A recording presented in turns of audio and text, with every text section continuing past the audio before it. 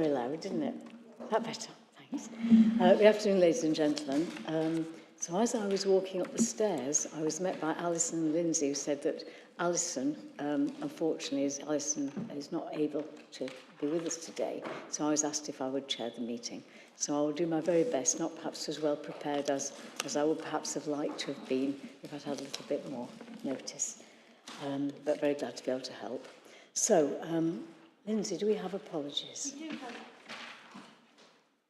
We do have apologies. We have apologies from Emma Aldred, Lucy Allen, but Jim Austin's covering, Andy Appleyard, Helen Dilliston, Kim Harper, Sue Ann Lim, Kathy McLean, Mark Powell, Giz Robinson, Ellie Gillett, Dean Howes and James Moore.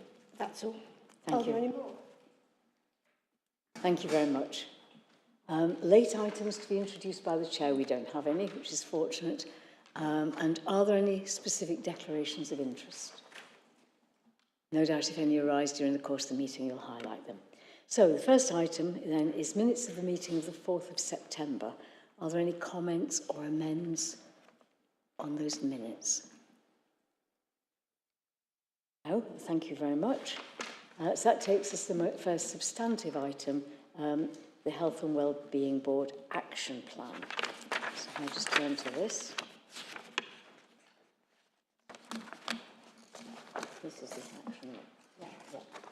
So we've created a log of actions to establish oversight and progress, and that's attached in Appendix 1 of the report. And Alison's kindly showing me a simplified version of it. So I think all the actions are either in progress or complete, so we've not got anything kind of outstanding beyond that. So most of the items are scheduled in for Health and Wellbeing Board in January and March, or else they're complete. Thank you. So any comments on the action log? Thank you. So, great pleasure now then to introduce Sharon Buckby, who's going to take us through the Child and Families Learners Board Send and Inclusion Update. So, over to you, Sharon. Chair, can I introduce the paper? Certainly. Yeah, no, thank you. Thank you. So I'm really pleased to introduce this important item on Send and Inclusion, which provides the board with an overview of progress in Derby and highlights both the strides we've made and the areas that still need focused attention. And members will be aware that the Health and Wellbeing Board has a statutory role under the SEND Code of Practice to provide leadership and governance across healthcare and education for children and young people with special educational needs and disabilities, hence why the report is coming to the board today. What you'll see when Sharon goes through the detail is that progress is evident. You can see evidence of a mature partnership across the local area, engaging with significant numbers of parents, carers and young people to shape our vision and our plan as we move forward over the next 3 years. But you'll also see some of the challenges that we are navigating as a local area as well. So there are, for example, some waiting lists for particular types of assessments are still taking too long, and we're working all the time to listen to and strengthen our communication with families about our local offer across Derby. So I'll hand over to Sharon, who will take us through the detail. Thank you, Chair. Thanks, Andy. Thank you, Chair. So what I really wanted to start with is some of the outline detail in the report. And I think it's really important to alert the Health and Wellbeing Board to some sort of to ground us in some key facts. So to meet the needs of children with special educational needs and or disabilities, that's not the pure responsibility of the local authority. And when I say the local authority, I mean the education services of the local authority and the social care services of the local authority.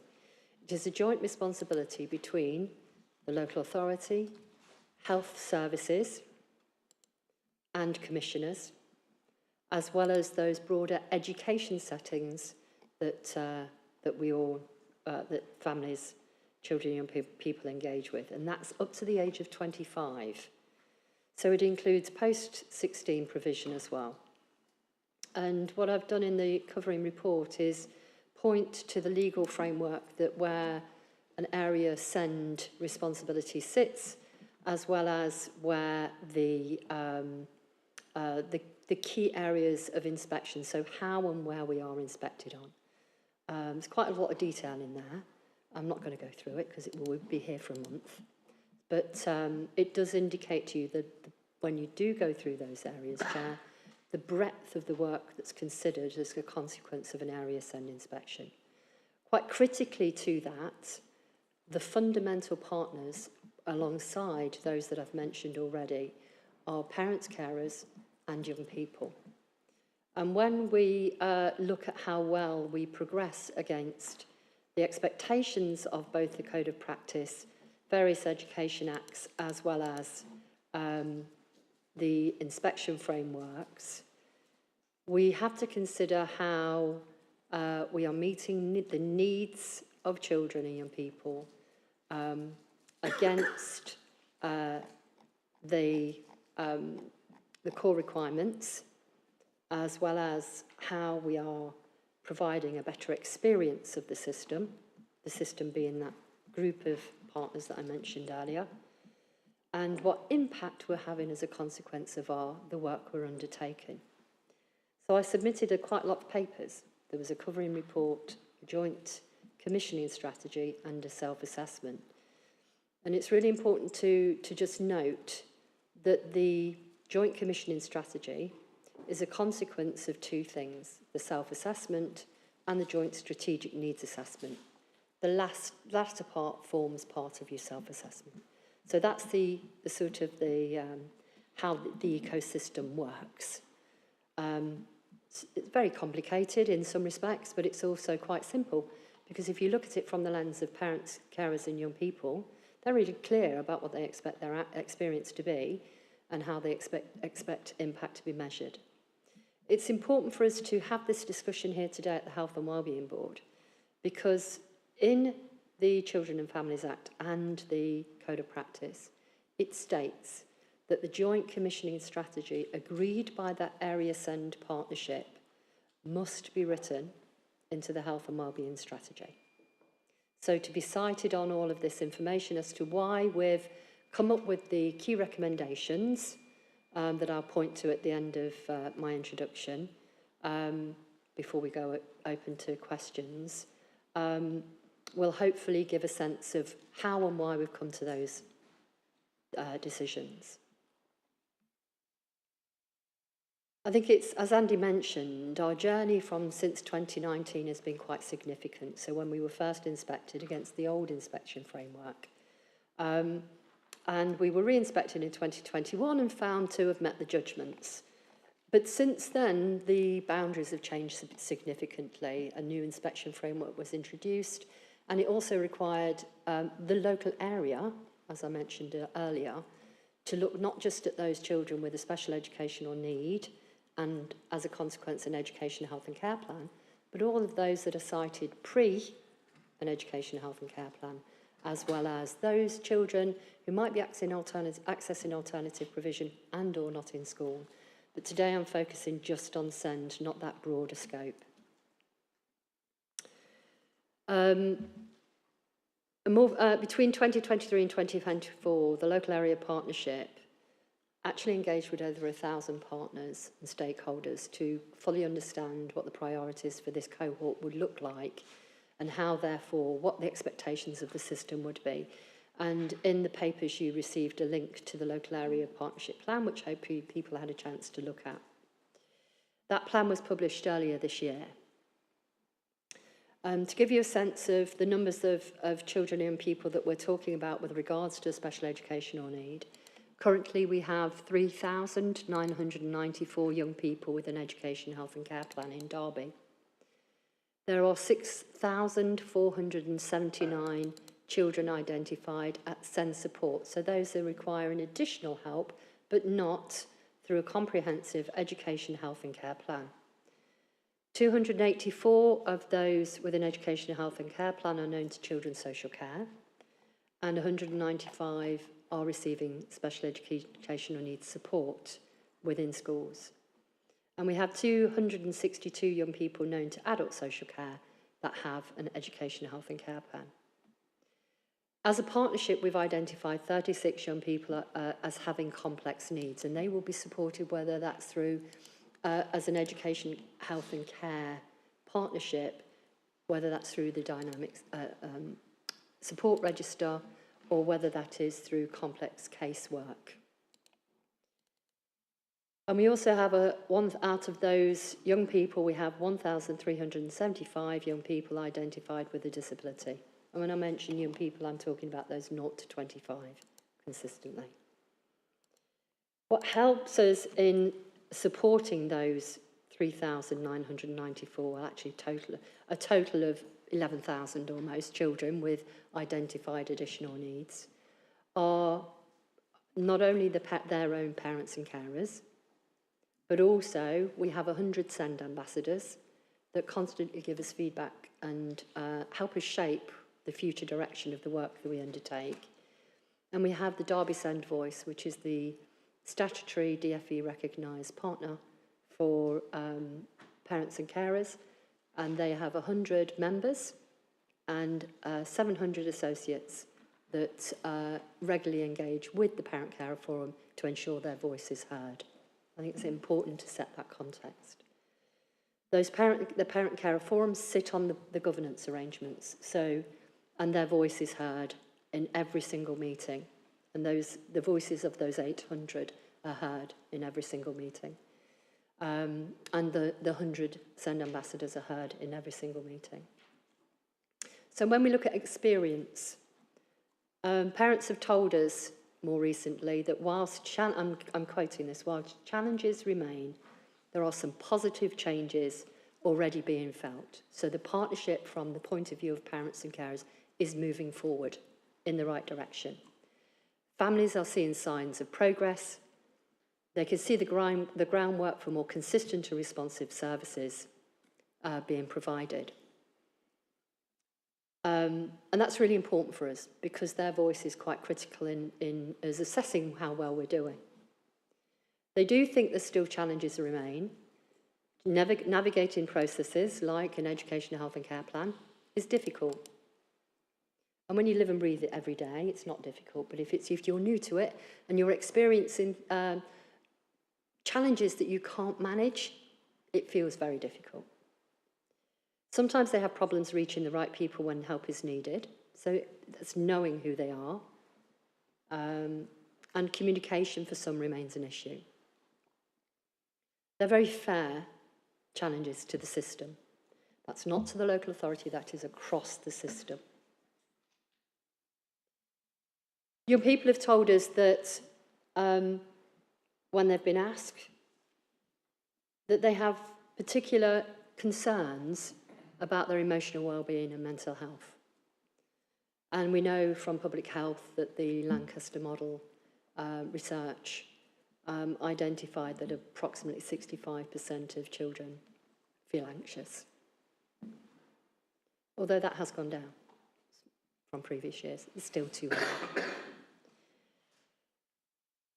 There are some children and young people that feel socially isolated and look for fun ways and want more ideas about how they might be able to get engaged with their local communities. But when we undertake a closer inspection with our 100 SEND ambassadors, they're telling us actually there is quite a lot for them to do and they really enjoy the activities that they are engaged in, as well as they feel that they're very able to make friends quite well by themselves, so they don't need help in that. But more is always good. From school and learning support, there's a clear and consistent message that young people would like to have to be seen as an individual, not a group in a class. And I think that's so for every child. They also wanted more practical and life skills. We want to be certainly wanting to help to learn to cook and to prepare to become an adult. Becoming an adult is a fearful thing, and it always has been. I don't know any adolescent that's gone through life without being fearful about becoming an adult. Consistency and reliability. They want a consistent approach with them by everybody, not just their school teacher or their case officer from whichever service that's from. and they want more choice and personalised support. So what we've tried to do is work within those really real guidelines for us, and also set them in the context of the 6 outcomes that young people identified were critical to make sure that if you're going to measure impact, don't just use your measures that you usually use. These are the ones that we want you to achieve for us. So we're trying to do that as we go through. So I'm going to talk about the summary, really. The collectivity, the request for the partnership was to create a more proactive early intervention model, build and maintain strong partnerships with parent carers and young people. They were the 2 key things that they want us to see. And absolutely, that's more than reasonable for us to be able to try and deliver. So when we look at needs, you'll see from the documents that I've submitted that the overarching report and the CEF and the joint commissioning strategy identifies that the 2 key areas for need within Derby are communication and interaction and social, emotional and mental health. 51% of all of those with an education, health and care plan are identified within communication and interaction. Okay, so that's one of the 4 categories of need from the Code of Practice. And 21% with social, emotional and mental health. Invariably, those social, emotional and mental health are adolescents and usually feature coming out of primary into secondary, just as adolescents, brain development happens and executive skill, functioning skills start to emerge. When we look at the numbers of referrals in Derby compared to our comparator neighbours and local authorities as well as the national average, we are a higher referral into a specialist system. And indeed, when we look at Derbyshire and Derby, both are higher referrals into a specialist system. And critically for the needs of neurodiversity, but also underdeveloped executive functioning skills. So very often executive functioning skills are those really key skills that you're required to have when you go into school. They help you thrive and succeed. They're about processing, social communication, interaction with others, and being able to problem solve. So the very essence of early years foundation stage, really. But we have some significant challenges within the system. That's not different to nationally. When we look nationally, those skills are very challenged against, particularly in deprived areas. And when you then map the numbers of our referrals and where children live, the spikes are within our most deprived areas. And you can see from the documents that there's a higher rate also for referrals for those from global majority communities, which is questionable given the numbers within our city. So there are some potential, both for deprivation, and I'm not saying this is the case, but a potential line of inquiry could be in the future, is there a level of unconscious bias around deprivation and global majority communities?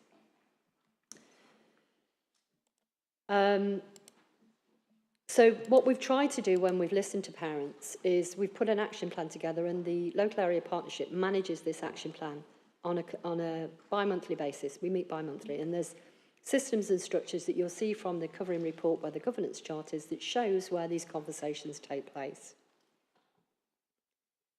So as a consequence of parents telling us and young people that we need to be focused on a system that is responsive and meets needs earlier, we've actually made some significant progress since 2021, and I'm just going to go through a few of those areas for you. So in order to meet needs earlier, one of the things that we've actually done is with health and care colleagues, we have established in the family hubs a new triage system. So at the point of, rather than children and young people sitting on a waiting list, being more proactive and understanding exactly what the needs are and seeing if we can direct children and young people in their families to effective support. Now, I'm not saying to wait well, because parents hate that phrase, but actually it's about how we can get support around them as soon as possible. And so for one of the groups of children we looked at were 2-year-olds who were referred for a neurodiversity assessment, and there were 170 on that list.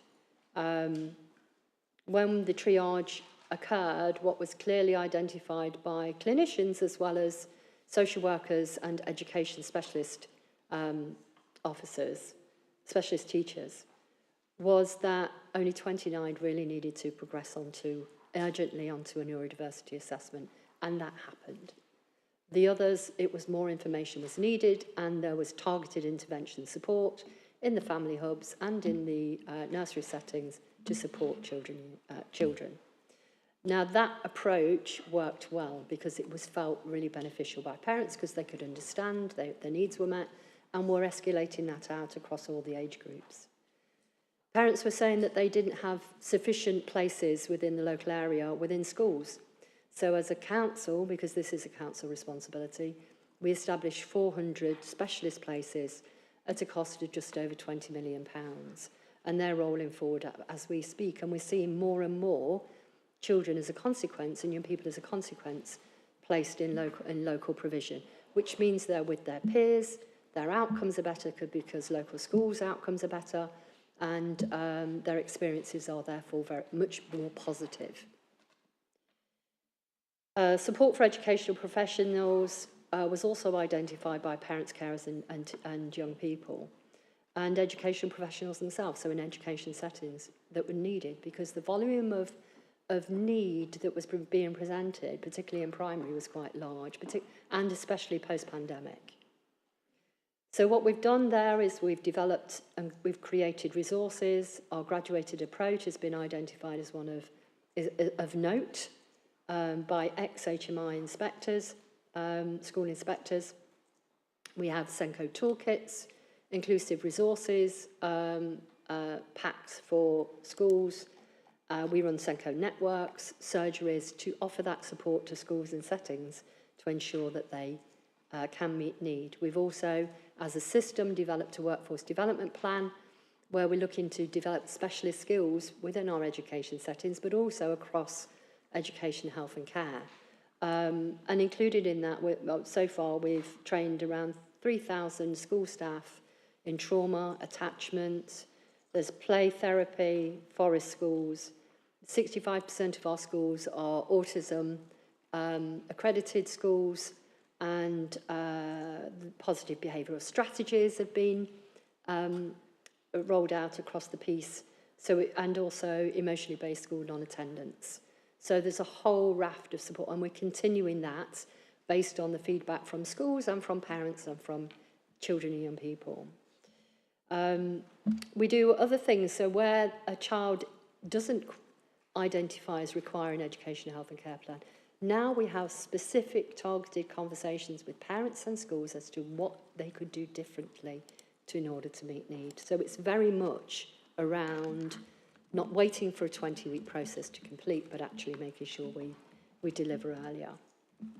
Our family hubs provide specialist support, and over 39% of the attendance in family hubs are for parents with children with either identified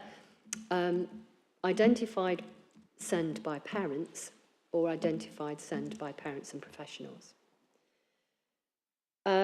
We have got specialist inclusion pathways, so that where children are looking like they're going to fall through the net, now we've got more provision that helps them through to remain in education and therefore have their needs met more effectively. And we are 100% timeliness for an education, health and care plans, which is quite outstanding, and have been. We're now into our 5th month of doing that. I can say that historically that's not been the case. And over the last 12 months, we've moved from 5% timeliness to 100% timeliness, which is phenomenal. Additionally, for children with complex needs, we have a comprehensive preparation for adulthood pathway, and which clearly demonstrates the transitions across health services and from children's to adult social care, and indeed where a child would get their, or a young person would get their educational support as they're going through this system. And the expectations are really clearly linked and grounded within regulations, as well as that voice that we've heard from parents. We also have developed professionals, so a booklet for parents to understand transitions, as well as to understand what's the role of a professional within the system. So to myth bust and to try and prevent any misunderstandings of expectations for, well, my child has mental health. Well, not from a CAMS perspective, potentially, but actually they might have emotional well-being. So it's all of that support that needed to be explained really clearly rather than assumed.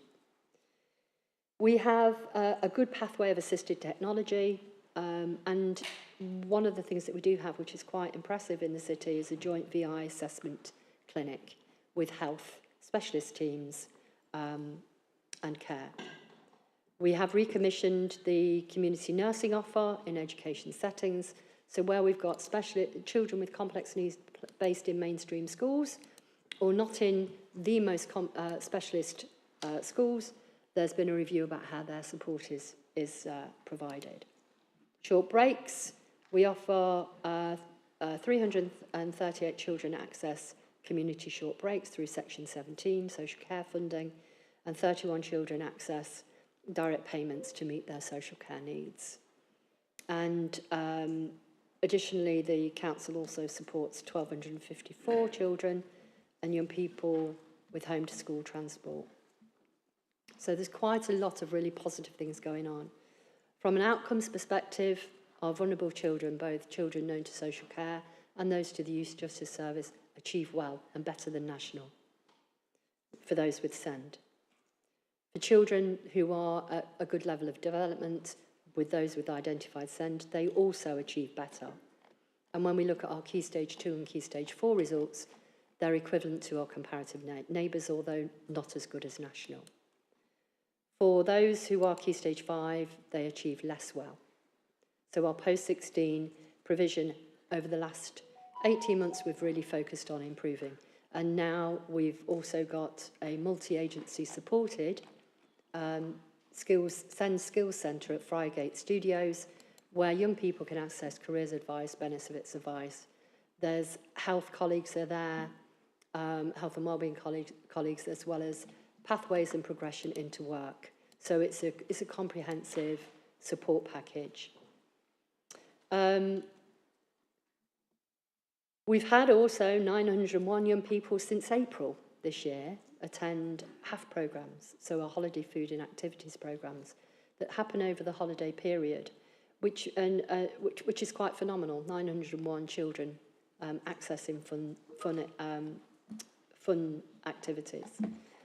We've also, through the Derby Promise, held our Festival of Sport, where we've engaged over 1,000 young people, our Dream Fest, where 300 children and young people took over the market hall, and then the following day was a family day. But that wasn't just about having fun. That was about reading. And it was about literacy and oracy, because it was taking the Midsummer Night's Dream out across to as many schools and earlier settings as we possibly could. And performances from that. And next year, we've got a production team from one of the large theatres in London are coming up to do musical theatre workshops with children and people. And that will be supported by our music hub that also has a SEND musical theatre programme, as well as orchestras and choirs and so on and so forth. So the work that we've done to progress this has been quite phenomenal. And I would say, quite honestly, that we haven't measured impact as well as we could have done, and we need to go on to do that. There are other challenges remaining. Our neurodiversity assessments are 67 weeks, which is far too long.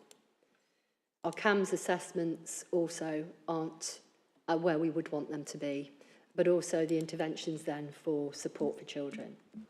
Our annual health checks last year for 14 plus came in at 67%, which is not where they need to be. Wheelchairs, there are currently an 18-month waiting list. Community physiotherapy, there's 131 children and the average wait time is 37 weeks. We need a full education, health and care, learning disability and Down syndrome pathway developed. We have it in sketch, but it is not published or known. And our annual reviews currently are not at 100%, so we have to undertake an annual review of education and health care plans each year. We're at 69% currently. and our outcomes are not good enough. We will never be satisfied with being lower than national at Key Stage 2, 4 and 5. So, and at GL, good level of development, reception. So therefore, driving up outcomes is a priority. So each one of those areas that I've just identified have a recovery plan in place that's owned by the local area partnership and is monitored by the local area partnership on a bi-monthly basis. So I think if people have had a chance to read the self-assessment, it's quite an honest and transparent self-assessment of where we are at. We aren't in the bad place, but we aren't at the moment delivering the consistency or the timeliness that we would like across the piece. But as a local area, we are absolutely committed to continue to work to ensure that children with additional needs are better understood, supported and enabled to succeed and thrive. So the joint commissioning strategy that I also submitted to the board, and that we would like, the elements that we would like to be embedded within the health and wellbeing strategy, specifically point to, I would suggest under best start in life, although that's not for me to decide, is that we as a health and wellbeing board jointly prioritise early intervention and providing the right support at the right time for children and young people with special educational needs. That we do that in collaboration with the Derby Send Voice and our Young Send ambassadors, co-produced, co-designed, co-delivered. That we jointly commission interventions, evidence-based interventions, such as PINS, works exceptionally well. Early Talk Boost, 75% improvement in speech and language for early years. Good evidence-based. And CERTS, which is a programme for autistic children, which really, so if you're thinking about a targeted support beyond Early Talk Boost.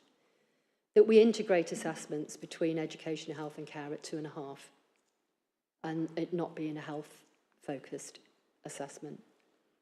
That we work together to look at inclusive curriculum and a graduated approach in schools so that they know from an education perspective what to do, but it's the broader and where that support can be accessed. We jointly commission social, emotional and mental health interventions for families and children. There is an exceptional programme called Enhanced Family Support that operates for children, for young people who attend the pupil referral unit.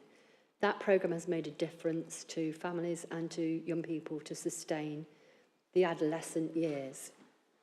It would be something that we would want to be explored if not something else. We continue to jointly commission provision for complex needs, children with complex needs in residential settings at key transition points and bring those points down earlier. Currently, we transition at 17.5 into adult social care at 18. That is too late and could potentially mean that children do not have support into their 18th year.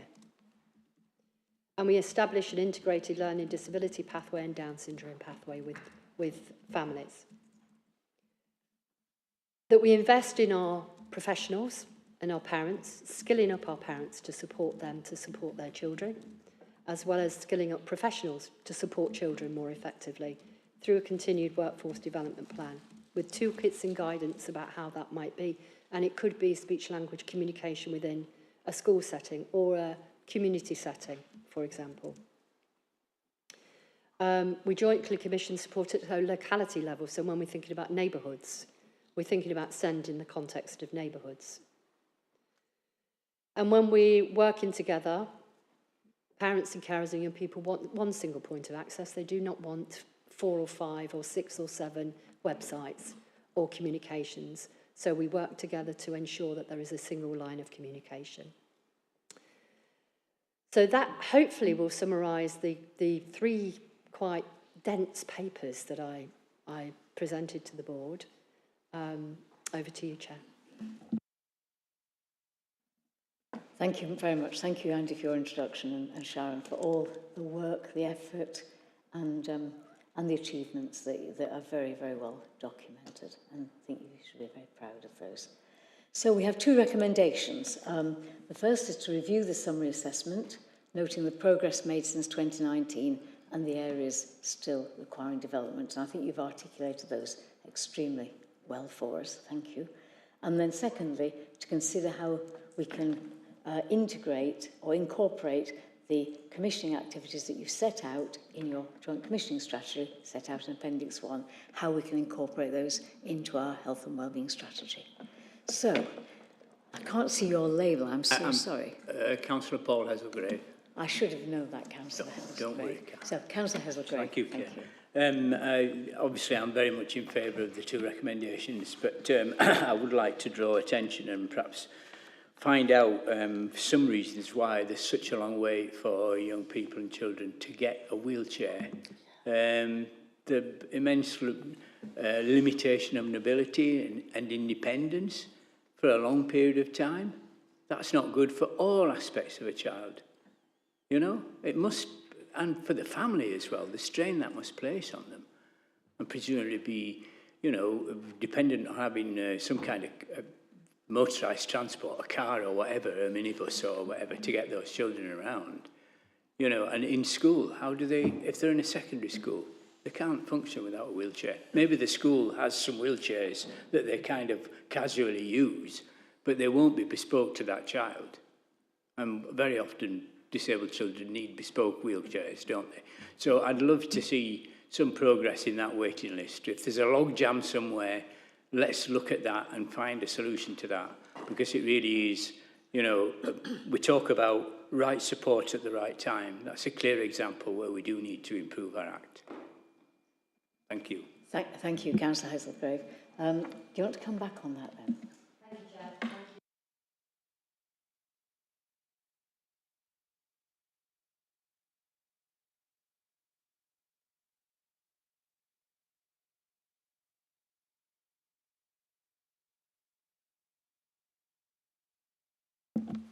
I seem to have switched myself off rather than switching myself on. Every single child and young person that is waiting a wheelchair or a new wheelchair has an individual action plan that will incorporate occupational therapy to make sure that they are able to navigate. But it is something they are cited on, and the board will be monitoring on a bi-monthly basis. Thank you. Councillor Hazelgrave actually asked, what's the hold-up? What is the problem? I'm speaking on behalf of health here, so please take this as in the context of that. They were aware of the issue of a previous provider and then have recommissioned. Thank you. So you're hoping that that recommissioning will make a difference. Thank you for that. Councillor Ashby?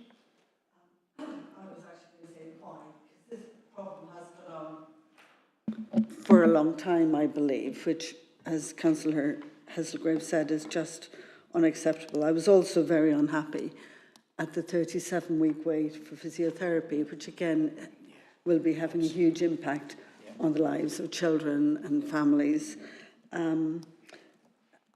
So thank you for your report, Sharon, and all of your papers. They are so all-encompassing. We could spend a whole meeting really discussing it. And it's great to know that there are improvements happening. And obviously some of those improvements have happened through changing pathways and bringing support in at different levels, which I'm sure is partly very helpful in terms of reducing the number of children with educational healthcare plans and the ongoing cost of that.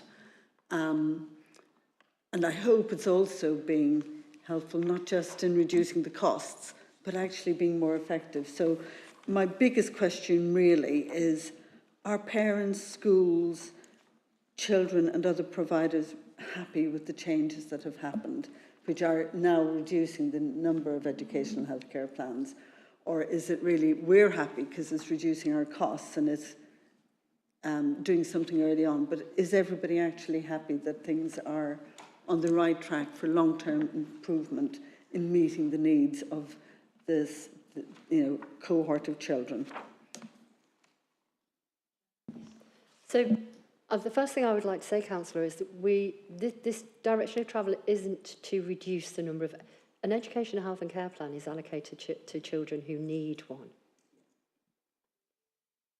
When we look at those plans that have been established over the last, particularly since the pandemic, a significant number of those were not plans.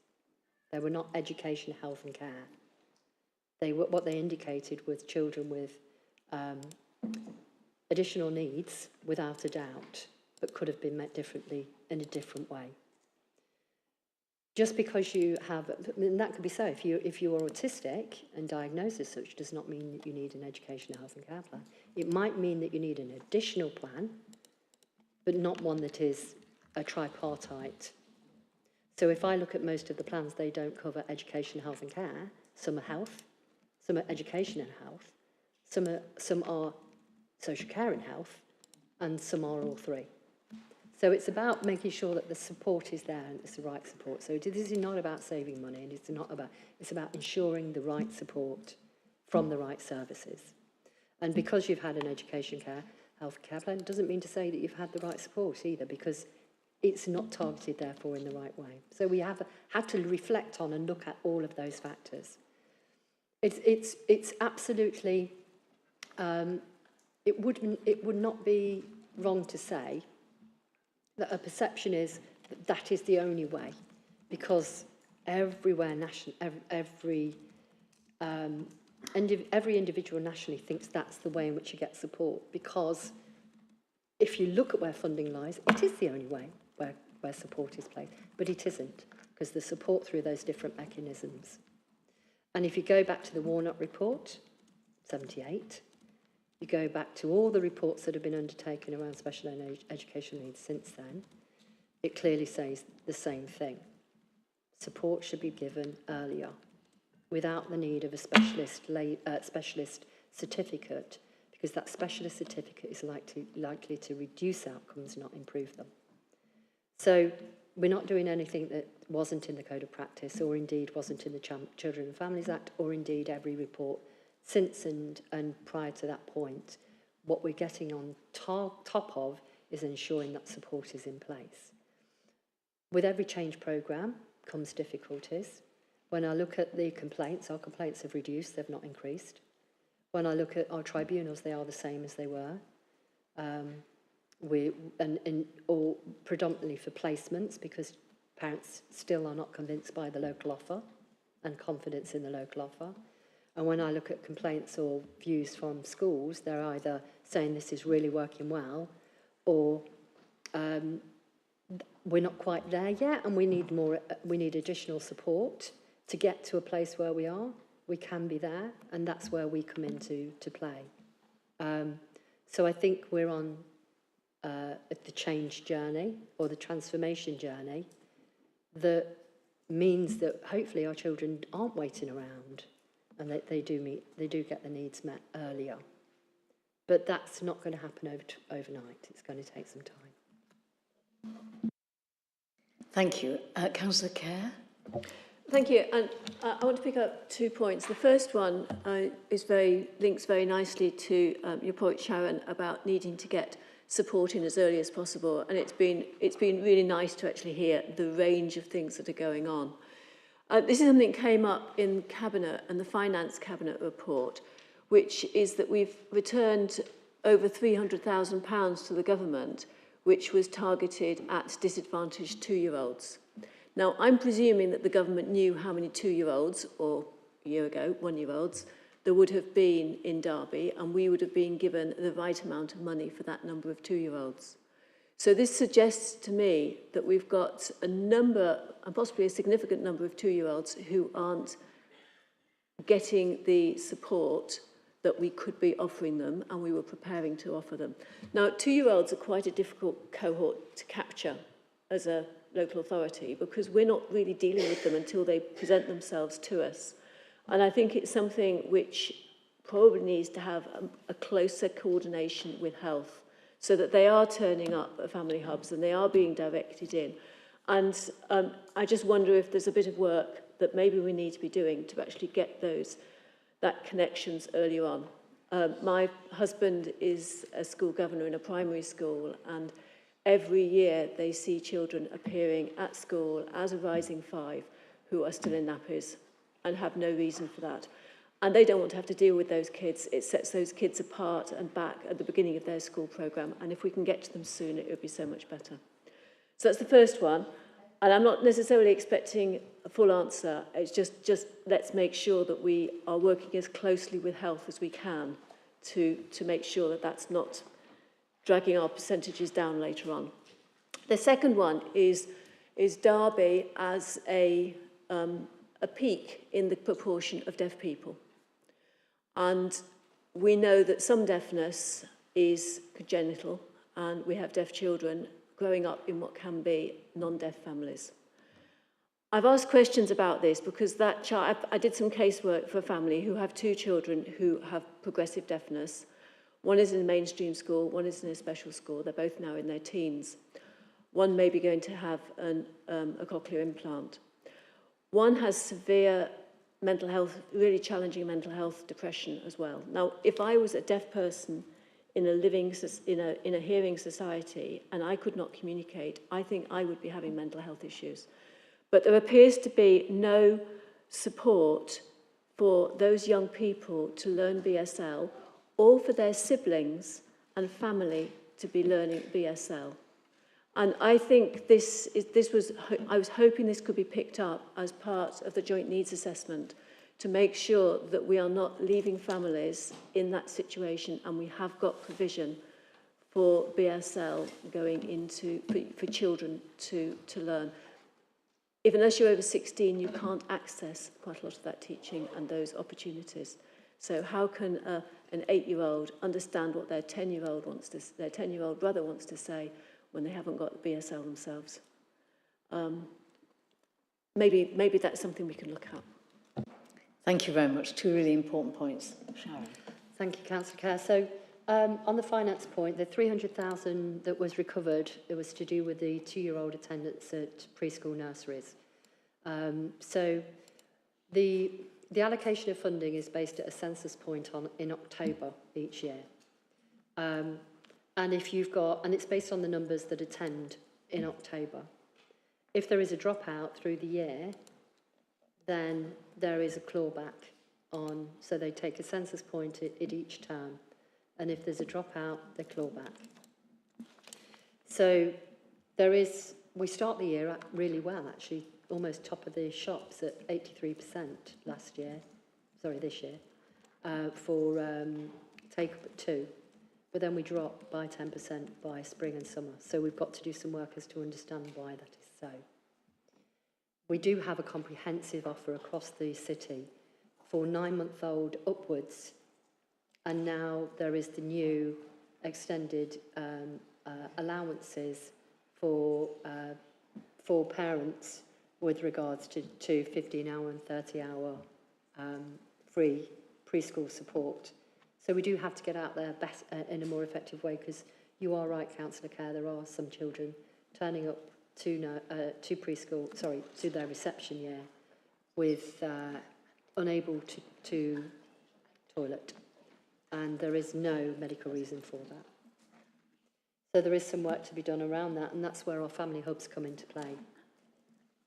And also our health visitors, quite critically, and the broader health GPs and universal services where children are likely to be seen. So I'm hoping, particularly through the neighbourhood work, that type of more joined-up work will continue more effectively. So yes, clawback is a perennial problem for us, and it means that we can't invest everything through the year, because we might indeed be clawed back from the DFE on certain areas. In terms of deaf young people, we now provide GCSEs in BSL in Derby schools. The family hubs have BSL speakers, as well as BSL work with families and their siblings to support them to be able to communicate and engage. We also obviously have the Royal School for the Deaf, which is one of an outstanding school for deaf children, and as a consequence, we do see quite a lot of deaf children within the city, which is wonderful. We have BSL trained staff in schools where BSL students are. And there is a long way to, there is also some work underway with the Adult Learning Service around BSL support and support for families who are BSL speakers. I'm not saying we're fully there yet with everything that we could potentially do, because we could always try and do better. There is obviously the take-up for hearing. There isn't a national target for hearing tests. So the take-up rate for hearing is dependent upon health referring into the relevant specialist pathways and then referring to the local authority. And that referral point for children is called a Section 23 return, a notification, and that's where the local authority should then make sure that the relevant support is in place for children who are deaf. We have a deaf team, so we have specialist teachers who also support in mainstream schools. But that doesn't pick up on your point around siblings and families, but we have young carers programmes that also could look to supporting more around sibling support for those who are deaf within their family. So hopefully you can see that there is a breadth of work underway, but that's not to say we couldn't do more. And most of the time we also have to remember that BSL might be the third or fourth language for a family. So their home language, their home written language, so their home sign language, their home written language, and then BSL. And the critical challenge comes for writing and reading English, which may be the fourth or fifth language for deaf parents or children. So we could always do more. Thank you, Sharon. It's a classic case, isn't it? There's an awful lot on offer, but some people still feel as though it's not available for them. And as you say, you're doing a phenomenal amount. You're just not exactly where you would like to be. Thank you. So I've got two more comments, and I think I'm going to close this item because we have some other things to cover. Anjali. So Andali, I should have said. There are just a couple of points that I've noticed as I was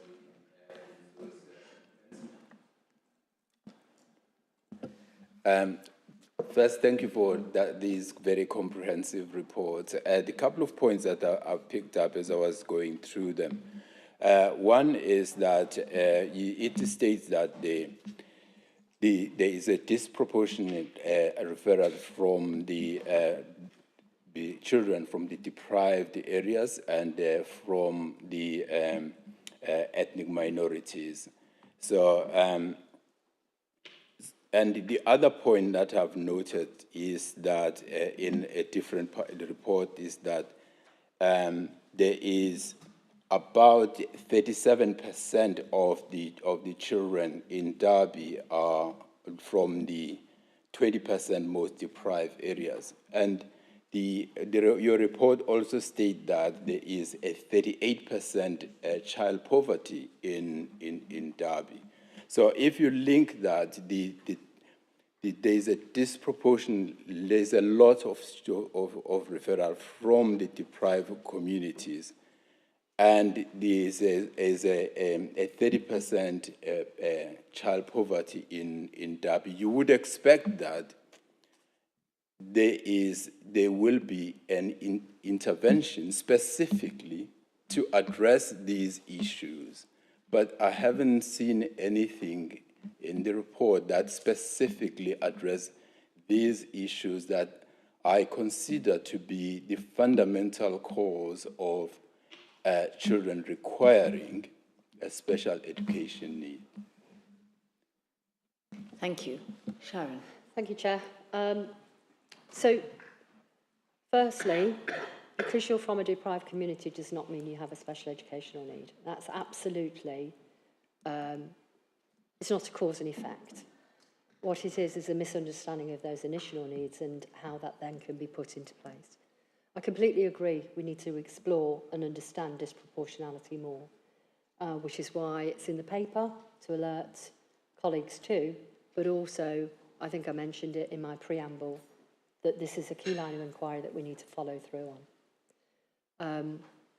In terms of you would expect there to be provision put in place for children with deprivation. We put in place the interventions that we can based on the funding that we receive. Every single school has deprivation funding and has pupil premium funding. So part of that would be to look at how the pupil premium funding and deprivation funding is used within the education settings. But as when we move to localities and neighbourhood working more, that's something we absolutely need to understand and therefore explore how we use funding more judiciously to meet the needs of families in that community. So I think it's something we're alert to. Nationally, DFE are now alert to it. There's just been a report come through about the extent of deprivation and the impact on children's learning and development, child development. And so one would hope going forward we are much better at responding to that. Thank you. So that's a point well made. And I think, as you say, the focus on neighbourhoods should help that focus become more intense and really understand the issues better. Amjad. Thank you. Thank you, Sharon, for that positive report and also acknowledging the challenges that we face in an area that's really well publicised in the media, etc. as well. And Andile, kind of like the question that I had, you've just answered that. But the other one is something around that lack of alignment with the voluntary sector. So the voluntary sector were commissioned by the ICB to deliver the neuro hubs, so the ND hubs, neurodivergent hubs. We've got 5 partners in the city. So there's no real connectivity. But what we're seeing from within that is that tackling the inequalities and the disproportion, looking at that disproportionality, was again the assumption or perception that ethnically diverse communities are not receiving the support that they need. And appreciate you said that the referral rates are high, which is interesting, and it's where them referrals are coming from. Is it those parents that identified young people as SEND, or is it coming through the formal sort of pathways? So I suppose the offer is there to link up with the voluntary sector. We are doing some work. One thing that we're seeing is delayed development being labelled as SEND, and we're seeing a lot of that more so now. So there needs to be a joined up approach on how we overcome and tackle that. Thank you. I mean, I think that's a really good offer, isn't it? It is, absolutely, Chair. So we use the Neurodiversity Hub widely, and it's the take-up, I think, over the last 12 months, there's been about 800 children attend. It's an exceptional, it's 100% success rate from parent satisfaction rate from the support that they receive. So absolutely, it is a well-used resource. I think the formal, when you mention about the work around formal pathways, where the referrals are coming from, they're formal pathways. So which is why we need to explore where unconscious bias might be sitting. And you're absolutely right around delayed development. That is not necessarily always SEND. And actually that greater work that we can do in the early years is really important. There's going to be there's work that we need to do. We already do work around HAF with the voluntary sector that makes a massive difference. Going forward, we need to think about some of the HAF transition programs that really target delayed development in early years and primary, key stage 1. And we would be looking to work with the voluntary sector and schools in that respect. But for me, Amjad, the critical factor will be locality working. Thank you. So I go back to the recommendations. I think there's general agreement that they are good recommendations. You've had some very helpful questions. I think a huge level of interest. Councillor Hazelgrave. Just on those recommendations, I think it's about exploring what the time scale be. Thank you. So I think that leads into the second recommendation is how do we incorporate into our own wellbeing, health and wellbeing strategy? And exactly as you suggested, what are the timescales? So, Alison, do you want to come in on that? Yeah, thank you. So I think the board is aware that we're obviously currently updating our health and wellbeing strategy with the aim of having something in place by April of next year. And I know colleagues met with Sharon and other colleagues from Children and Young People, I think it was last week. So we're kind of active because I think we've not necessarily incorporated that to date. So we're working on kind of how we do that, I think, generally across the area of children and young people, and obviously we can pick up this up specifically with Sharon in relation to that. So it's on the radar, and hopefully within the next, trying to work out how many months it is till April, however many months that is. So thank you. And we'll be bringing obviously an update kind of on that as we progress as well. Thank you. So thank you for all those comments. Thought they were very, very valuable. So that takes us to children's social care reforms and families first. Who would like to introduce this paper? Andy, again, thank you. Yeah, thanks, Chair. So I'm really pleased to introduce this important update on the Family First Partnership, which is part of the National Children's Wellbeing in Schools Bill reforms, currently progressing through Parliament. So these reforms represent one of the most significant changes to children's social care and safeguarding that we've seen for well over a decade. They aim to reshape how we work with families from early help through to child protection. The national ambition is really clear: to rebalance the system away from crisis intervention towards early coordinated family help, rooted in communities and place and built on strong multi-agency working. Sarah will go through the detail of it, and you'll see that this really builds on solid foundations in Derby. Our most recent ILATS inspection, which is the Ofsted Inspection of Children's Services, which was carried out in May this year and published in July, recognise that many of the building blocks for these reforms are already in place. And I have to make a plug that we were the second city, other than York, to get outstanding in all areas, which is phenomenal. But on that, I'll hand over to Sarah.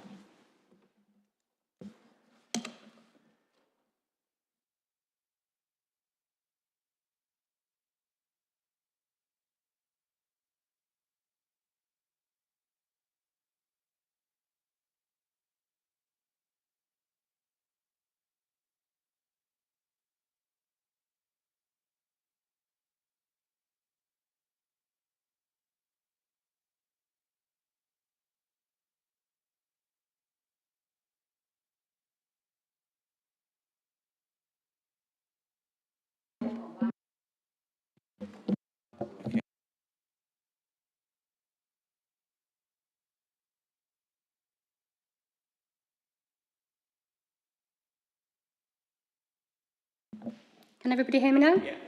Brilliant. I've just got my back to everybody, so I apologise. So my name is Sarah Walker. I am the Families First Partnership Programme Manager. We've just got a few slides to go through to summarise some of the content that was within the report, and also the nice meaty programme guide that's been issued by the Department for Education. So if we can go on to the next slide, and thank you, Andy, for the introduction. You've covered a really nice kind of outset in terms of where we are. So the Families First Partnership Programme Guide was published in March of this year. It was issued by the Department for Education, but it's really important to reflect that it was actually co-signed by Department for Health and Social Care and also the Home Office. So it is absolutely a programme of activity and a set of reforms that are intended to extend across many different agencies, and that's absolutely where we're positioning this and where we're working within Derby as a city, and I'll come on to that a little bit more as I progress through the slides. So it's a national programme, so all local authority areas will be or are currently looking at how they respond to the set of minimum expectations that are contained within the Families First Partnership Programme Guide. In terms of what they look like, they have come out of various different reviews. So it may be the independent review of children's social care or the consultation Stable Homes Built on Love, which are absolutely about how we support the well-being of children and families and how we ensure that they are appropriately protected from harm at the absolute earliest opportunity. And that when there is harm identified, we work effectively as a system, all statutory and also non-statutory partners coming together to ensure that they are appropriately protected from harm. It doesn't, however, replace any of the existing legislation. It is linked, as Andy said, to the Children's Schools and Wellbeing Bill that is going through House of Lords at the moment. And as part of that, there will be some key changes that I think will absolutely strengthen the landscape that we are working from. In terms of, I suppose, just recognising that collective role that we have as a local area and that view across not just the local authority and not just the perspective of children's services. As a programme team, we have a strategic lead for education that's been seconded into the programme. We have a strategic lead for police that's also been seconded into the programme and are currently going through the appointment process in terms of a strategic lead for health. So it's absolutely recognising that to achieve some of the ambitions and beyond, you know, we are an aspirational city and we're always seeking to do the best for our residents and our communities. I think it's absolutely setting us in the right position that we have to navigate this change alongside what are many other changes as well. So whilst I've not got a slide on the broader policy landscape, I think it's really important to reflect that this does sit alongside a lot of activity that's happening both across the health sector, within the police, across the local authority, local government more broadly speaking. So I think that there's a lot that we need to do to navigate that, but I personally think it provides us with a great opportunity because many of those pieces of work are very much focused about how we're working from a place-based perspective, how we're engaging communities, and how we're absolutely trying to shift towards that prevention. And that's certainly what we're seeking to do through the programme of work. Move on to the next slide, please, Lindsay. So in terms of the key features of the reforms, and as I said, the guidance was published in March, so it's absolutely early days. It is anticipated that the transformation journey that we will go on as a local area will extend beyond 26-27 and further, recognising that if we want to achieve some of the things that are contained within the programme guidance notes that have been issued, then it's absolutely recognising we need to do that in a considered and a co-produced way. So in terms of what the reforms are seeking to achieve, linked to the schools, the Children's Wellbeing and Schools Bill, that will strengthen the role of education, so actually formally bringing them forward as the fourth statutory safeguarding partner. It will seek to provide greater strength and legislation around information sharing. This is not necessarily a challenge we haven't encountered before, but I think it's absolutely aligning where we're seeking to go and looking at how we can strengthen our collective working and our collective insight and knowledge focused around families and communities. And it's absolutely about how collectively we come together as a system to put families at the heart of what we're seeking to achieve and put children first. So in terms of some of I suppose, the more tangible things that we will be working to achieve, it cuts across a number of different areas. So I'll just go around the graphic that hopefully everybody can see and read. It's in relation to family help. So we're incredibly fortunate here in Derby that there's been a huge amount of work that's been undertaken within this space for many, many years. And there's been an absolute clear commitment in terms of our early help offer, how we work across the city and within our communities to support families and communities at the absolute earliest opportunity. Family help is about how we bring together our response in terms of a targeted early help perspective and child in need into one seamless offer of help. It's also about what that broader system of support looks like within that universal space. So how do we come together and support families without the escalation of need? And some of that links to the areas that Sharon was talking about and some of the questions and reflections.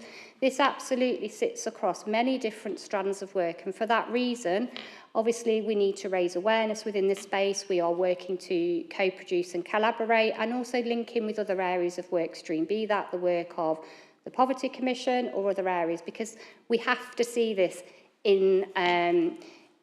as a coordinated approach and to get that absolute benefit. It introduces the concept of a family help lead practitioner role. Who is the person that is best placed to have that relationship with the family? So again, that potentially changes how we view some of the services that we do offer and what that looks like. It moves forward in terms of that concept of telling our story once, which I know is something that we've talked about across many sectors for a lot of, a long period of time, but particularly when families are in need of help or support, how can we ensure that we're working on those trusted relationships that already exist and that we are supporting plans that develop and go on their journey with them as is appropriate. In terms of, I'm just going to jump across to multi-agency child protection. When we do find that we are not able to support an appropriate and safe reduction of risk, it's about that multi-agency child protection response. Now, we have a really established multi-agency response within the city. We all work together, and that was evidenced through our ILACS inspection in terms of when we reach that statutory level of need, that there is that appropriate response. The network that sits around families is absolutely there and is considered to be a strength. But I think that there's opportunities within that space to look at how we bring those with the professional expertise, and how we build that strategic view of the local area so that we can support in relation to harms outside of the home and other things that may influence the risks that children experience or are presented with as they're progressing through their lives. So that will be one of the things that will change, and that will be in addition to multi-agency safeguarding hubs that obviously are already in place in our front doors, but very much taking a similar principle in bringing those agencies together and absolutely looking at how we can build on the strength of that partnership working as we move forward. For me, one of the most exciting aspects of the reforms, and I think runs as a thread throughout what we're seeking to do, is it absolutely places families and children at the heart of our journey. So similarly to the work that's been undertaken in relation to inclusion, special educational needs and disabilities, we are seeking to co-produce this, how we develop what the change looks like for Derby, and I'll come on to what I mean by that in a moment, alongside our communities and families, alongside our professional networks, and also our wider community and voluntary sector. Because whilst there are minimum expectations that we are expected to implement and put into place, every area is working from a slightly different starting point. Every local area has their systems and processes set up very differently. Now, there's a lot within the guidance that we can already recognise within where Derby currently is, so I think that really presents us with an opportunity. It also talks about how we support the network to come around the family, so introducing the concept of family group decision making at the very earliest opportunity, so that we look at what that broader support system looks like for that family before there's an escalation of needs. So really playing into that family help landscape, but when needs do escalate, how we support children to stay safely and appropriately within their communities and with their families. Move on to the next slide. Thank you. So in terms of shaping the publication of the reforms, the DFE had engaged a number of pathfinder areas. So there have been 10 in total over 2 waves. So the minimum expectations that are contained within the reform guidance that everybody is working to deliver against have very much been informed by not just national research, but the work that's happened locally. And there's been lots of resources that have come out of that in terms of how they have navigated some of those requests and some of those requirements to move forward. So the waves have started since July 2023, and from an East Midlands perspective, Lincolnshire was our representative authority as part of the Pathfinders. I think one of the things that has been really clear with the Pathfinders is it's absolutely a journey. Some of them are very much still progressing through what their change will look like, because to achieve, I think, the aspirations contained within the programme guidance, it is about how we navigate that journey collectively. But just to bring out, I suppose, a couple of lessons that have come from those Pathfinders that are a little bit more mature in their journey, the local leadership and shared commitment to the reforms was absolutely key. So certainly one of the things that we've been seeking to do, and one of the reasons I'm here today, is to first of all raise awareness around the reforms, get everybody on board, excited about the possibilities and the opportunities this presents us with, not just from a local authority perspective, but if we get this right, I think it can absolutely support us across many different agendas and link in with what we're doing more broadly, whether it's, you know, the work we're doing from neighbourhood work within the NHS or within policing, or our local area neighbourhood models of working. But local area leadership and commitment has been an absolute backbone of those authorities that have been able to progress with the reforms at a pace.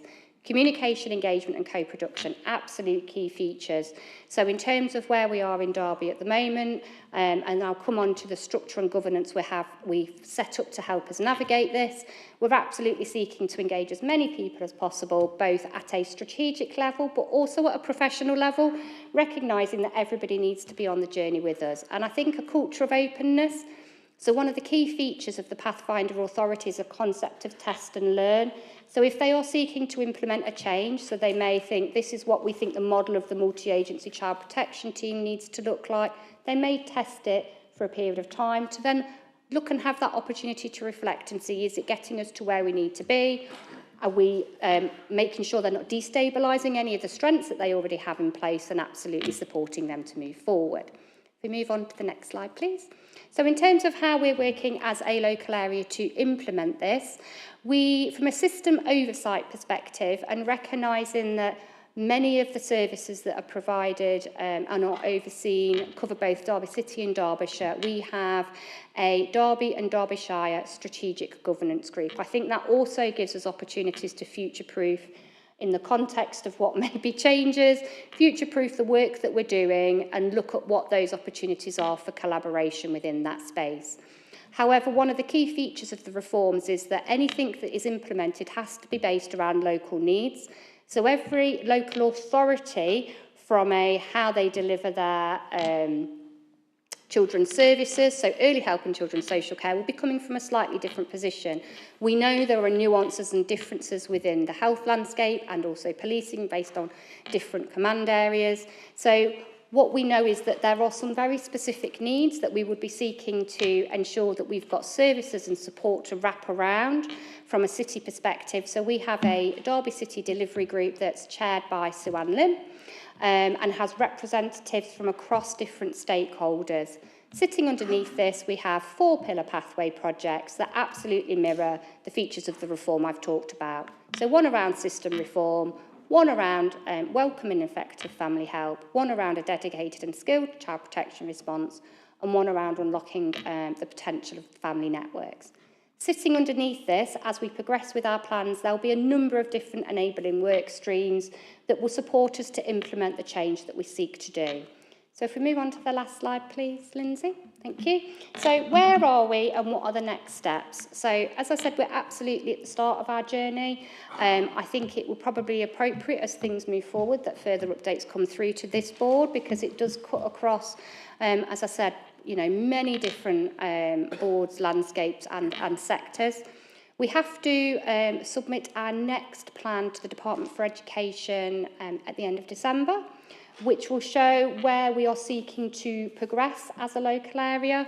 It will ask us to flag any challenges that we think may be on the horizon, any threats, and equally how we're seeking to maximise the strengths that we have, with a view that we will start to implement change at the start of 2026, 27. What I would say is that some of this is obviously linked to the bill that's currently through the House of Lords. So that may impact on progress in some areas, but actually I think there's a real appetite and energy for this within the city, and there's lots of work that's progressed in quite a short space of time. And I think it's a really exciting journey, but I think we recognise that actually we need to align with lots of broader activity. So, for example, the work that we're doing through the health and wellbeing strategy and other areas of work, so that we ensure that this sits within it and around it, and that we break down any silos that are there, and that we can achieve what we seek to as a local area. And I think that was my last slide. Thank you very much. Again, a very, very effective presentation. So we're asked to do 2 things, aren't we? Look at how the national proposals can add value to families and children of Derby, and you're giving a strong steer that you feel they are adding a lot of value, and how we can align with the ambitions of the Health and Wellbeing Board, and then you're asking the Health and Wellbeing Board to support the implementation of this programme. So, questions or comments? Yes. Councillor Cecile Wright, thank you so much for your presentation, but I have to say that I'm sort of left a little bit discombobulated by this paper. I suppose the predecessor of this, which I understood clearly was Sure Start and what that was about. Of course, the family or families are fundamental to society, because without the family, how do we reproduce ourselves and reproduce future citizens? So I suppose for me, it's trying to get a premise of what it is that we're wanting to achieve here. In terms of the family and support for families. I represent a ward in Derby, Arboretum ward. 50% of the families and children in my ward are in poverty. I don't get a sense of, A, what has been presented. I mean, on the whole, families just want to get on with it and do what they can. But often they are faced with, certainly my ward, they're very aspirational, ambitious for their children, etc. But they're faced with huge structural problems and barriers, such as poverty. Really, to put food on the table and feed their children adequately. And I don't get a sense from the presentation or from this paper, to be honest with you, how we as a society, we as a local authority, are going to address families in my ward, 50% of the families, their needs of addressing inequality that prevents them from doing what they want to do and do well. So I really would welcome some sense of how would what is being proposed here, the recommendations, address the major structural and systemic problem that my residents, the families in my ward, are facing, and that is socioeconomic challenges. Thank you. Thank you. So that's a very, very powerful question. Sarah, do you want to? It is indeed. I'll look to my colleagues who may want to come in after I've spoken, and I think it's a really fair point. And the point around Sure Start, I think, is really valid as well, because I think that there's a lot of similarities that are contained within this to where we have been with previous legislation and work. One of the things that we are seeking to do is absolutely look at what those opportunities are. We're at the start of the programme, so I won't sit here today and say this is what's going to be different in a physical perspective in 2 years' time, because we need to co-produce that together. That's really clear within the guidance that we come around our communities and our families, and we're working with the broader community and voluntary sector through the Children and Young People's Alliance to actually do that. So I think that's part of the conversation we need to seek to have. But we do know that there are, in many instances, correlation with poverty and neglect, and that is something that we need to seek to ensure that we've got a response to and services in place.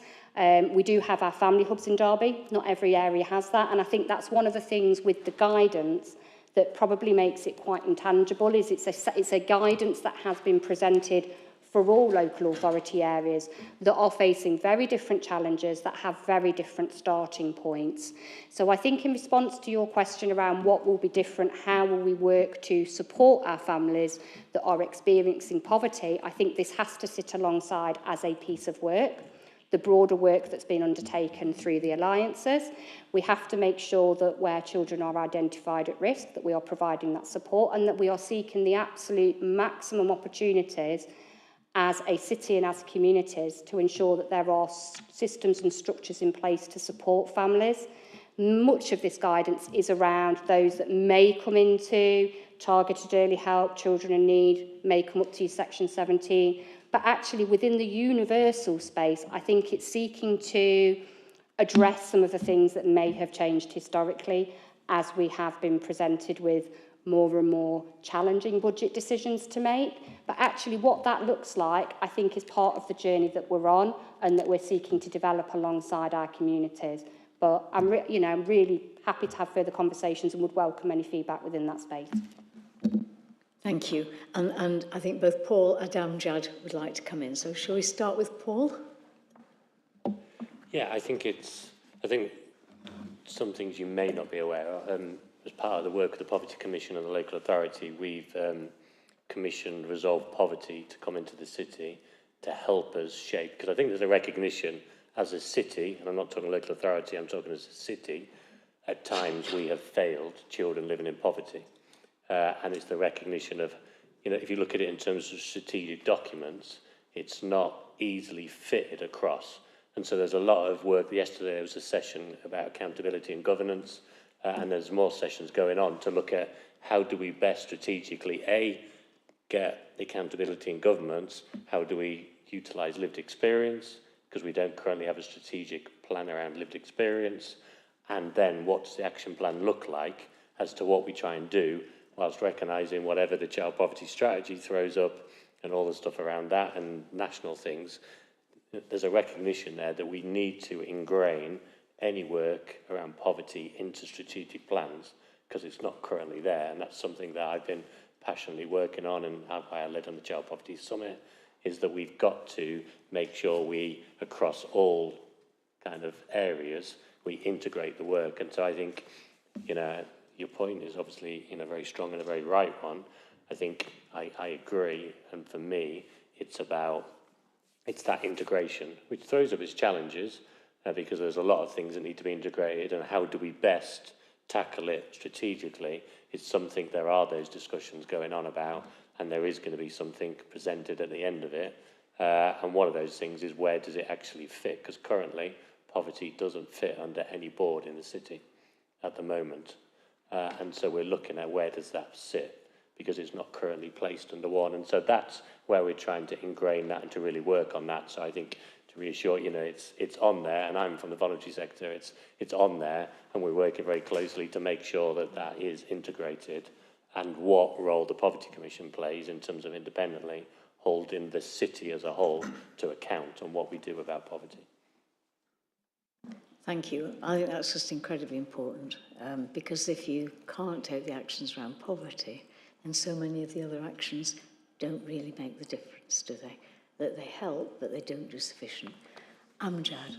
Thank you, and thank you, Councillor. I fully support, you know, your point and your question. I think this piece of work probably comes at the right time, where we're seeing a lot of wider reform as well, especially when it comes to the NHS's neighbourhood working, and the importance of looking at things from a hyper-local perspective. And some of the Families First work that's coming out of the partnerships, you know, the Youth Alliance has very much been involved in the co-design and co-production of that.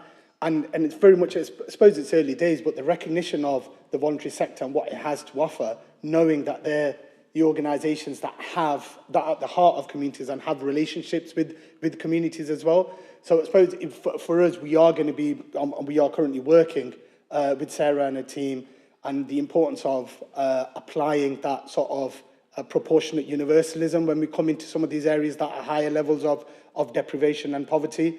So yeah, it's quite exciting times. And again, Sarah, happy to support, you know, your recommendation, and look forward to working with yourselves. Thank you. Are there any other questions or comments for Sarah? Councillor Hesgrave. I'd just like to say I think it's really good that we've got this focus back into families and making sure that if there are issues with that family in terms of the child or children of that family's safety, in all sorts of ways, emotional, physical, etc., that we look to the family to find solutions with support. And it's not a top-down model necessarily, it's how are we going to sort this as a group, what are you going to do to rectify that? And that could be the extended family coming in, but it actually puts empowers the family to do something about it collectively. And I suppose also with that, there is that whole thing of, with them having that ownership of it, there's maybe more commitment rather than feeling, I've got to do this because of the social worker. I've got to do this because this is what we decided and that's what our plan is. And, you know, it might be, and I think this is maybe the case for many families, it's consistent parenting and engagement with their children, you know, from a really early age, that could really be helpful. And if they could be guided to do that, that will actually blossom as a family in terms of the relationships in the family and the understanding of the children of their relationship with their parents. and their parents are less friends sometimes than actually parents. That would be a good move, I think. So I think this is a really good move. And, you know, it's taken a long time for the nation to come to this understanding, but I think we're getting there. And I think Derby's in a really good place. The strength of the family hubs, tremendous work with our partners, really does set us in good stead for really enhancing the offer that we have to parents. And these parents may not be in poverty. Let's not kid ourselves. There are middle-class parents who outwardly are all right, but they have high mortgage payments, all that kind of thing. There are stresses in the family through that, and that causes problems for children and their safety. So it's not confined to deprived families. You know, families are all unique, and they're unique in different ways, and happy in different ways, and unhappy in different ways. I think Tolstoy talked about that, didn't he?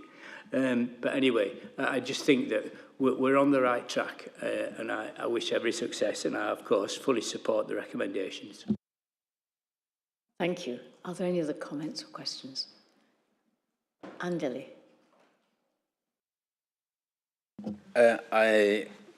It's just a follow-up to the Councillor Wright's comment about we seem to be doing things that are indirectly addressing poverty and hope that those indirect interventions are going to solve the problem of poverty. I'm not so sure.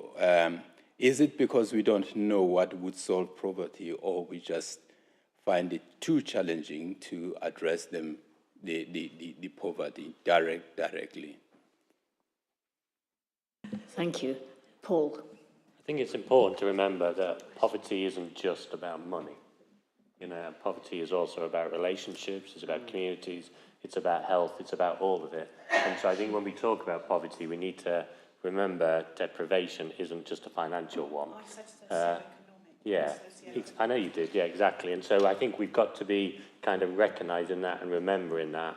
And I think we also need to recognise nationally, we have been waiting a long time for the child poverty strategy, which has hindered at times local authorities and how we respond and what there is, because we're not quite sure what's coming, and because there is no, currently, there's no national kind of, you know, obligation to even have a poverty strategy, let alone a child poverty strategy. There's a lot of things that are affecting this, and I don't think it's about personally, you know, for me, I don't think it's about what we don't know can make a huge difference. It's about we don't have it strategically written down collectively on some of these areas and linking in the housing, the health, and that's the work we're trying to develop, and we're trying to work with partners and working very closely within that to try and do something. But there are hard questions to be asked, and we need to ask those questions, and we need to look at them and respond to them. Thank you. Yeah, I mean, it just is so incredibly important, isn't it? Sarah, you wanted to come back in? Yes, thank you. I think the other thing to mention just on the back of that is I think it's right in terms of actually the actions that are going to address some of these really challenging issues for, you know, for sectors as a whole to actually deliver a change that will make a difference for our families and for our children living in poverty is one of those things that we've grappled with for a really long time. But actually, just to add in that I had the opportunity and the privilege to go to a Healthier East Midlands event that was run through East Midlands Combined County Authority. And one of the things they were presenting to us were a series of case studies that presented many different challenges that families may have had, and how, as a system, what could we do differently that would mean that their experiences were different, both looking at what might have been the threats they were facing, but how do we look at how we minimise that and maximise their opportunities.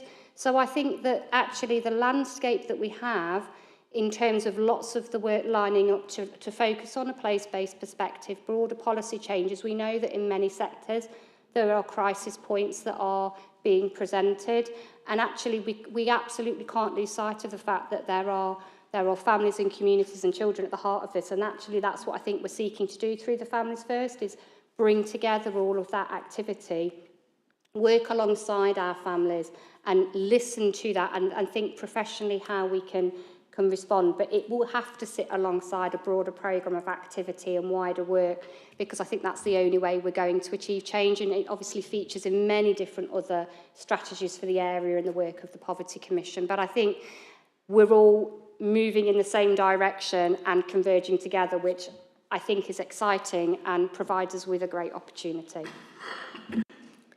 Thank you. So if we look at the first recommendation and how the proposal can add value, I think there's a general feeling of positiveness and excitement, but a recognition that if we don't address the fundamentals, then we won't make the progress. I think there's a strong sense that working as a system will make a difference, working on neighbourhoods will make a difference, and bringing people together. And there are lots of people in the room, Sarah, I think, who are expressing a great willingness to support you. And as you say, by co-producing, it's not a patronising top-down approach, it's really looking at what people think will make a difference to them. So, and I think that leads into the second recommendation. It feels to me as though you have wholehearted support for the implementation of the programme, and the more we can address those fundamentals, the better. And I think you said earlier you might want to come back and do a future review. Well, I'm absolutely sure that we'll be very interested to hear that review. So I think if you liaise with Alison, she can work out the best time around your priorities and what the meeting agendas look like. So thank you very, very much for that. And then that takes us to our next substantive item, which is Gambling with Our Health update. And I think this is you, Robin. Thank you. Yes, it is. The presentation, just to say that in the second half of the presentation, there is some data. It is national data, so I won't dwell on it in the meeting now because of time, but we can circulate the slides afterwards so everyone can have sight of that. It does very much echo what we found through the annual report. So next slide, please, Lindsay.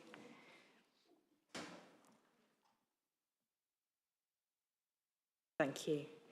So just as a recap, so this was the annual report dated 2023, which was published last year, and we had a really good presentation here with Chris, who came to share his experiences. For those of you who here may remember his conversations. And from the report, we've got these 9 recommendations that it was just time to come back and to update you on how we've managed to progress with these.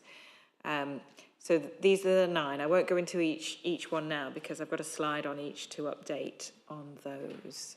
So if we just go to the next slide. And to say we are constantly collating both local and national data around gambling and continue to do so. So the Lancaster model is the survey work that's undertaken with children in Derby City schools. And this is just some current information from the Year 9 student survey. It's not all of the students as yet. But to note that, so these are Year 9 students, they're coming up to 14 during their Year 9 year, 13, 14. 16% of them said that they gamble, and 2% of them said that they cannot control their gambling. Now, whilst this sounds shocking for us locally, actually when you look at what the national statistics say, that estimates that actually there's around 31% of young people who gamble. There's lots of caveats around that data. It was a small sample that was taken, and there are questions as to how well gambling is defined and whether young people understand, particularly some of the online gaming that can introduce gambling and perhaps not appear to be gambling to a gamer on the site. But just to be clear that it is really a significant issue for young people. And national statistics estimate that it's just under 1% of children are problem gamblers. Next slide, thanks, Linz. So the first recommendation that we've been working on is around education on gambling, and gambling is part of the PSHE curriculum, and the public health team work to support schools across all of PSHE delivery through their whole school approach. it's always the case, isn't it, that yes, education is delivered, perhaps not to all children in all schools in Derby, and perhaps the quality could be improved. So there's always more work that we can be doing on that. And just to note that the findings from the annual report from the young people themselves, they felt that they didn't get enough education on gambling and gambling-related harms. So there is more that we can do through education. So a start is in place, but there's more to be done on that. Thank you. So information and materials around gambling-related harms have been shared with schools, and as I said, we continue to work on PSHE, and this includes working with the County Council as well around some of the shared work that they do with schools, and we work with them. Next slide, thank you. So the next action was around raising awareness around gambling-related harms and promoting treatment and support services. So there was a raft of communication around the publication of the annual report as it was done, and including the videos that Chris kindly participated in as well, which are there on the council website. And then we also have on the council web pages signposting to gambling treatment and support services. And just to remind everyone that we have the East Midlands Gambling Harm Service here in the city at the Healthcare Foundation Trust. Next slide, thanks. The next one was around ensuring that we use non-stigmatising language in all of our discussions and communications and support others to do the same. So we have done the work to ensure that we have shared the information about those stigmatising languages within our own team, but also within the communication teams across the council as well. So next slide, thanks, Linz. The next action was to collect, analyse and share local data and intelligence to help us all to better understand the scale of gambling within the city, how local treatment and support services are being used and by whom.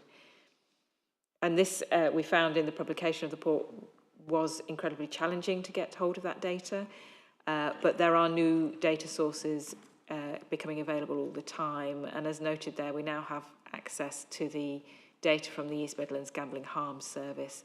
And we're looking at that to understand how best to use that, but also acknowledging that that is really the tip of the iceberg of gambling harms within the city. So we're also looking at what data we can include as part of a planned chapter in the GSNA on commercial determinants of health. So thinking of gambling harms alongside issues around alcohol and other commercial determinants. Next slide, thank you. The next action was to develop a local area profile and to contribute data and insight to the development of the Licensing Authority Statement of Principles so that we could influence the local approach to gambling regulation. So we have developed a catalogue of evidence around work of other local authorities, which is really helpful for us to understand the art of the possible. And we've been using this in conversations with colleagues across the council, and particularly thinking about how we can use this data better to support decision making. Next slide, thanks, Linz. The next recommendation was around the local plan to ensure that that reflected the need for limits on the availability and density of gambling premises, particularly within areas that we highlighted in the local profile.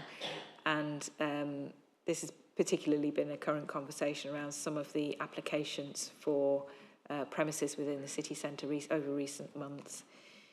So again, the catalogue of evidence on how gambling had been included in other local plans has been collated, and we're using that with conversations with colleagues. We have ongoing discussions around developing risk matrices, so thinking about the risk of gambling-related harms across our population, working with other areas of harm as well. And we're continuing those conversations with planning colleagues around how this can be included within the local plan to put us in a more evidence-based position when we come to any future applications. Next slide, thank you. The next one was around screening, support and signposting in existing services to help identify people at risk and provide support earlier. So we are continuing to raise awareness of gambling-related harms and supporting other organisations, but I think this is an area where there is more that we can do to bring those actions forward. I think there's been a challenge with the capacity to pick up all of these actions over this past year. So the next slide, thank you, Linz. The next one was reviewing the use of advertising space for gambling products in the city, so aiming to reduce exposure to gambling. And we have confirmed that gambling advertising is limited in the council's advertising policy. And we're also working with colleagues in Derbyshire to think about how we can have a joined up approach, not just with gambling, but other products as well. Next slide, lovely. And the action was to make a commitment to include the voices of people with lived experience when making decisions locally. So as mentioned, we had the privilege of hearing Chris's story here at the Health and Wellbeing Board, and we're looking through the development of the Joint Health and Wellbeing Strategy, how this action can be taken forward from a gambling perspective, but from any other perspective as well. So we have some principles within the development of the Joint Health and Wellbeing Strategy, including putting communities at the heart of strategy development and using data and insight, and including lived experience within that to understand need.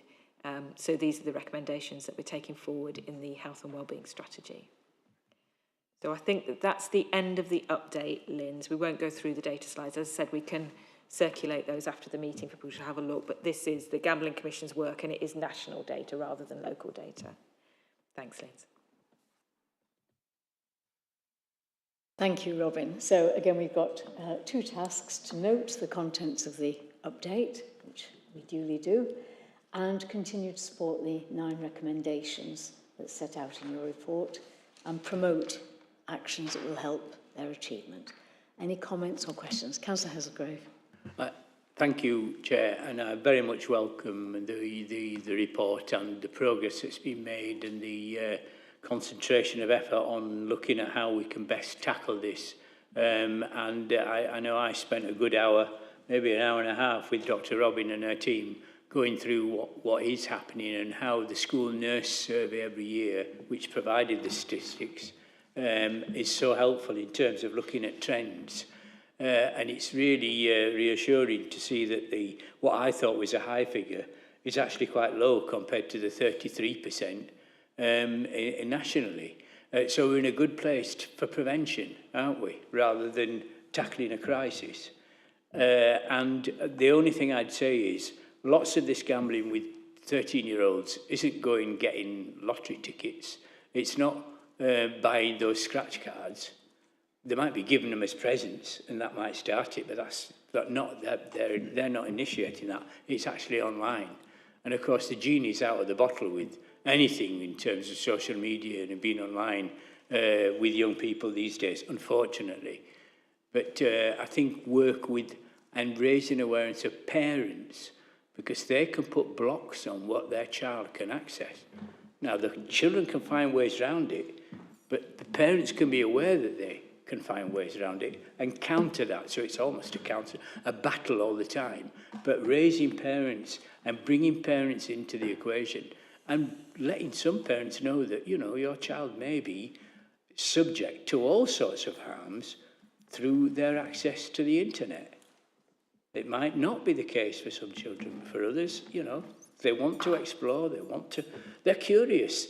That's part of our nature as human beings. And it's really important to be curious as a child, but it has to be made sure we have to have boundaries where they can't stray, I think, at that age. So I would suggest that we look at how schools can have really good relationships with parents at primary level, the more at arm's length at secondary level, but they communicate regularly with parents, how they could maybe work together. So we've got that tripartite thing, where the young people are saying they don't think enough's been done, and we're responding in a holistic way. Thank you. That really supports the whole area of education awareness, doesn't it, for the people who can make the difference. Councillor Kerr. I just wanted to highlight how absolutely ubiquitous gambling is in our society. If you haven't got an addiction, it just will drift past you a lot of the time. But if you are recovering from this, or you are still embedded in a gambling addiction, you will spot it. And it was really worrying to me because I was in an NHS premises, and it's the NHS that bears the brunt of this, when I was approached and asked if I would like to help support them by contributing this much every so often, and there would be a little prize given to somebody as a little raffle as part of this process. So here am I in an NHS premises being asked to gamble. And when I said, no, I'm sorry, I don't gamble, I said, oh, you don't have to take the prize if you don't want it. It wasn't, I'm sorry. And I just thought, this is not the message. If I was a reforming gambler, that would be a challenge. Thank you. I think you are right about I think your word was ubiquitous. Any other comments or questions? Councillor Wright. And sorry, Councillor Ashby. Councillor Ashby, then Councillor Wright, sorry. Thanks. Firstly, thank you, Robin. I'm so pleased that you have kept this focus on gambling, and it's really good to understand where things are going with it, having heard Chris last year, and which I suppose I've been in the privileged or sad position of hearing similar stories throughout my career, and of knowing colleagues who've lost children through suicide, through gambling. I think it's absolutely vital that we're doing this, and I'm really, really grateful that as a city this is being focused on. And I just really want to say thank you for doing it and for keeping our focus here, because it is so important, and so important to recognise that it is an issue for health, as well as licensing. Really delighted that it's spreading out to look at how the city approaches licensing. But I do also agree with Councillor Hesselgrave that we need to get the message to the parents as well as to the young people. Because I suspect, as Councillor Kerr said, if it's not your issue, you can be completely blind to it. And sadly, too many parents are blind to it, and their children are getting sucked in. So thanks a million. Thank you. Councillor Wright. Yes, thank you for your presentation. Following on from a point that Councillor Ashby has made, I just wanted to ask, what can we do, or what can be done in terms of the industry, the gambling industry? Because at the end of the day, they're providing the opportunity. So yes, of course, education can do what it can, and indeed the family can do what it can, but ultimately this activity is being pushed by very, very powerful bodies. So what are we doing in terms of enforcement, regulation? Because I think if we, perhaps, I know, very difficult, but perhaps we need to look at that aspect of this. Thank you. Thank you. Do you want to come back on that, Robin? So, yeah, I would absolutely agree. And gambling is only a business because people can make money out of people losing money. And that's, when you think of it in that way, there is only so much that we can do locally, but there are some national conversations about different approaches at the minute, and I think we wait to see what comes through from there. It's a very powerful lobby, isn't it? Very powerful. But I think through the work of the annual report last year, it really helped us to find the evidence around the people who are most impacted, and through all of the data that you see, the people who are most impacted are those with the least to lose. Yes, I said that the right way around. And when you're struggling to find enough money to live and living in poverty, you can't believe that it's a choice to gamble. I think that's the really important message around it. So, yeah, hopefully through some of the national conversations, there'll be a little bit more action on this. I think we're trying to do everything we can locally, but we can't resolve it. And I think the issues that we had around planning are a really good example of that. Thank you. Any other comments? Andy. Thank you, Robin, for this report. I'm glad you bringing it to our attention again. as Councillor Wright said, it's driven by quite powerful actors, this issue. I was also pleased to hear that you mentioning that is part of the broader commercial determinants of health. And I believe that this issue needs to sit within that framework of commercial determinants of health, because the actors within it are not just local, are global actors. So as locally, there is a very, the councillor there said the gin is out of the bottle. I think that was quite a nice expression, because we can't act alone. We need to act globally to address these issues. Thank you. I think that's absolutely right, isn't it? So we do note the report. You have support, strong support around the room for pursuing the actions. I'm conscious of the time, it's 3 o'clock. The remaining items are for information, so I would suggest if anybody has any comments, if you could feed them into Alison after the meeting, that would be fine. Is there any other business that anybody would like to raise? Okay, well, in that case, can I thank everybody who put the reports together? I think the linkage between them was quite outstanding, wasn't it? That sense that we need to look at these wider determinants and we need to work in harmony and in conjunction with each other to make the difference. You have all the speakers have a lot of support for that. I'd like to thank everybody who made comments or questions, and also thank you to the people who came along. Didn't necessarily need to say anything, but I hope you've got something out of the presentations today and the comments that followed. So thank you very much. I apologise for being rather a scratch chair today, but I say it was just at the top of the stairs I was asked. And I look forward to seeing you at the next meeting. Thank you. Bye.